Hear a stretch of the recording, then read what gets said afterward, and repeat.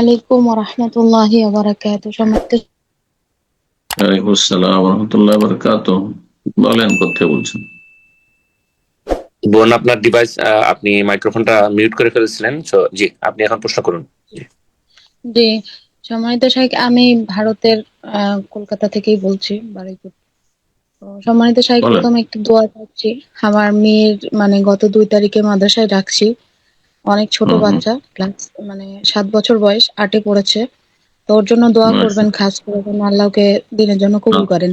7-8 বছর মেয়েকে হোস্টেলে বাচ্চা এতে রেখে মাদ্রাসায় রেখে দিয়েছেন? হ্যাঁ উস্তাদ শাইখ। আল্লাহ সহজ করুক, আল্লাহ সহজ করুক। কিন্তু জি এই শাইখ, বয়সে তো দোয়া করবেন। নিজের যত্ন নিজে খুব নেওয়া মুশকিল। বাড়ি থেকে পড়াতে পারলে বেশি ভালো ছিল। আমরা 10 বছর পরেই বাইরে দেওয়া ভালো, যদি জি শাইখ, ব্যবস্থা বাড়িতে থাকে। ওরকম পরিবেশ নেই, এই জন্য। ব্যবস্থা নেই, আচ্ছা। আল্লাহ সহজ করুক। জি, মাঝে মাঝে খোঁজ নিয়ে আসবেন প্রতি সপ্তাহে। আমার বলেন। প্রশ্নটা হলো যে আমাদের নতুন বাড়ি করা হয়েছে, তো এখন ওখানে জায়গা সংক্ষেপের কারণে পশ্চিম দিক পিছন করে আর পূর্ব দিকে মুখ মুখ করবে বাথরুমের। তো এটা কি যায়, মানে এটা করা যাবে শাইখ, 4 দেওয়ালের মধ্যে? ঘরের ভিতরে জায়েজ রয়েছে অধিকাংশ আমাদের নিকট, বাইরে জায়েজ নয়। হম।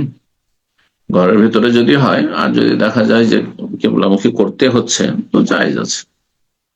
কিন্তু ফাঁকা মাঠে খোলা জায়গাতে কেবলা লা তাস্তাকবিরু কিবলাতা বিগাইতিন ওয়ালা বাউলিন, পেশাব পায়খানায় ওয়ালা তাস্তাদবিরুহা, কিবলাকে সামনেও করবেন না, পিছনে করবেন। ওয়ালাকিন শাররিকু ওয়া কাররিবু, মদিনার লোকদেরকে বলেছেন পূর্ব পশ্চিম হইতে।